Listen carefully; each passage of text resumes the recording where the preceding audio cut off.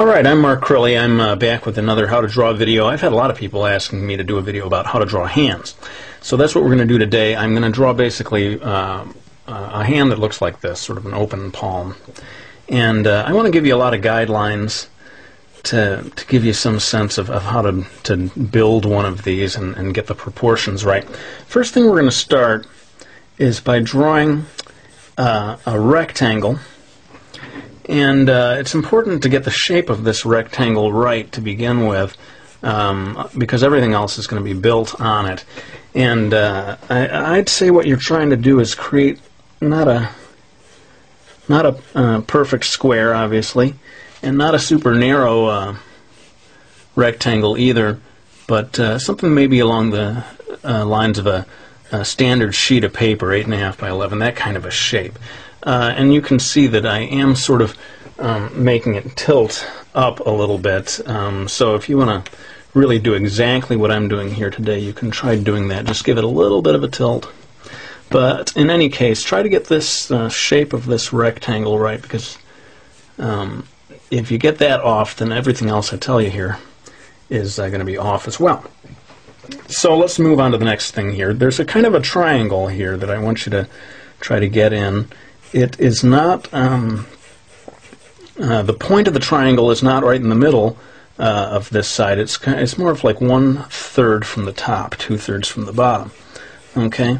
This line right here actually is the only one that we're going to end up using. These points are going to help you, so go ahead and get that in there if you can. Then over here, we want to get a sort of curved line coming off this side, okay? And again, it's not bulging out in a super big way, but it's not real close to the line either. And try to get it just a gentle curve there. And that, just so you know why I'm doing all this, that's going to be where the fingers come off the palm, okay? Now let's just go ahead and begin to indicate where the fingers are going to come out. And they're sort of curving inward as they come off of the palm, okay? But I'm not going to go all the way into drawing all the fingers right now. I think the key thing is to begin by looking at this curved line and breaking it into 4 more or less equal parts where the fingers are going to come out. Notice I start with the middle. You know, it's kind of easy to see the middle. And once you choose that middle line, then it's easy to see the middle line between those two, and then you get those in. That's a good way of getting 4 pretty equal parts. Now the key to drawing the hand in good proportions is to get the length of this middle finger right. And what you can use as a guideline, if you've used my approach of drawing a rectangle, is look at the distance between this part and not all the way down here, but in this sort of imaginary line that we're not even going to see at the end. If you get that distance repeated over here, more or less, then you know where this finger stops. And that can be one of the tricks in any kind of a drawing. When you have something kind of shooting off into space, it becomes tricky to know, where do I stop? Where, you know, how long is a good finger supposed to be, and why do my fingers, when I draw them, look too short or sometimes too long? So use that as the basis, and once we've got this finger delineated, then the other fingers are going to be based upon it. One thing that happens, and look at your own hand, is you can see that the longest finger, the middle finger, compared to these other 2 fingers, they sort of both drop back by about the same distance. So try to get that in your drawing. Pull this finger down just a little bit from that front one, and this one as well, more or less the same. I was looking at my finger and wondering if this one, which one was longer between the two, but it's pretty much the same in terms of proportions. The key thing, though, is that the pinky drops way back compared to those two. So try to just get a sense of that, that it's not a gradual kind of set of stairs or something. It suddenly drops off quite a bit down here as you go for the pinky. All right, so now that we've got that in place, I think I'm just going to maybe move from there to doing the thumb. So look at this, and this is getting a little bit picky, but if you've got that rectangle that we've done, you can make this line go up just a touch more. This is the line of this base of the palm here. If you make it go up just a touch more, then you're going to get the anatomy right here.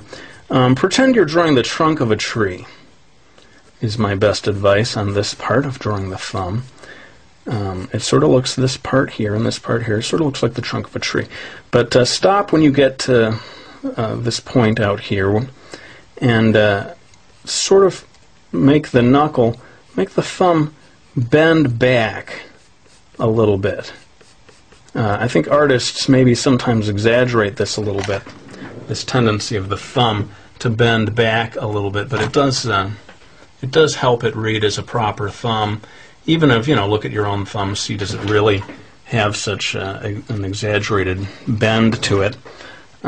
Maybe it does. That's the problem with doing a tutorial on how to draw the hand. Everyone's got a different hand. So this one's based on my hand.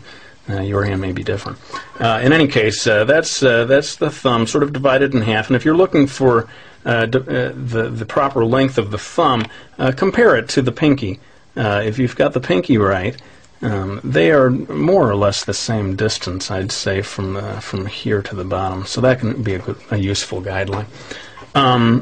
Let's go ahead and get the bottom part here. I think it's not maybe as flat as I'd originally drawn here. Give just a little bit of an extra curve here to get the bottom of the palm. And then the wrist is coming off of this little rough triangle that we had drawn earlier. Just pull these lines off here. And now we've got the proper contours of the hand, more or less. When I look at my hand, I see basically two folds of flesh coming off here, two major ones. So if you've got this, sort of trunk of the tree thing we were talking about, that's one of them. Pull this off as a second one, and maybe that's enough for getting those folds of the flesh. Now, here's where things can become tricky. We're going to try to get these lines that are at the base of the fingers. I'd say get one line there.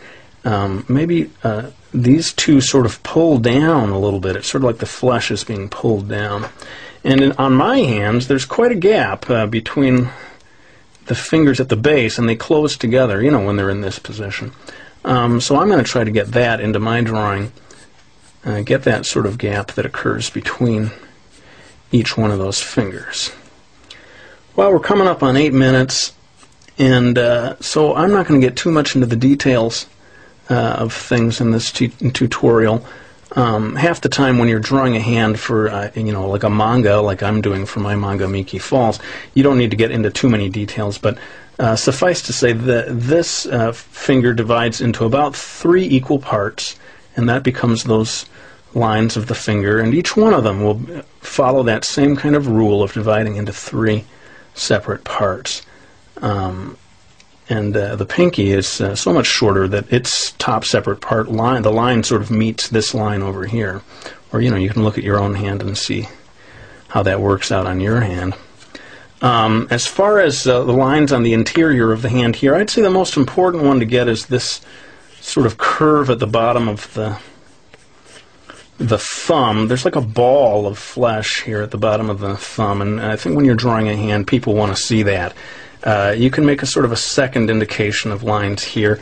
Quite a number of lines here at the bottom. I would just sort of put in 1 or 2 of the sort of folds of the flesh, and people tend to want to see some lines here. Although again, I wouldn't go overboard if I were you in terms of putting lots of lines in there. Well, unfortunately, we are down toward the end now. I just want to quickly remind some of the people out there who maybe don't know about Miki Falls, my new manga series in stores. This is the first book, Spring, Summer, out there, and just last week, Miki Falls Autumn hit the shelves. So thanks in advance if you keep an eye out for that. And thanks for watching my videos, friends. We'll be back with a whole bunch real soon because I'm finally done with my work. Thanks for watching. We'll be back soon.